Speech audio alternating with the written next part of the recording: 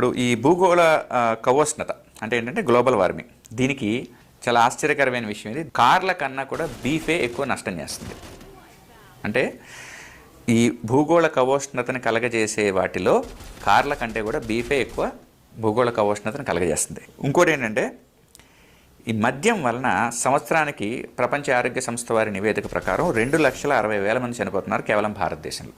అలాగే national crime records bureau వారి అంచనాల ప్రకారం, వాళ్ళ లెక్కల ప్రకారం స్త్రీల మీద జరుగుతున్న దాడుల్లో 85% మద్యం వల్ల జరుగుతున్నాయి.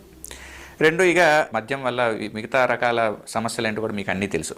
ఇన్ని జరుగుతున్నా సరే, ఎప్పుడైనా సరే, ఎవరైనా సరే, ఈ స్త్రీవాదులు, ఈ ఫెమినిస్టులు, లేకపోతే పర్యావరణ ప్రేమికులు ఎప్పుడైనా సరే మద్యం నిషేధించాలి, మద్యం వల్ల నష్టం జరుగుతుందని మాట్లాడరు. పైగా ఇవన్నీ చూపించి నువ్వు తాగే మగవాళ్ళతోని మద్యం ఎట్లా మాన్పించాలో, మందు ఎట్లా మాన్పించాలని నువ్వు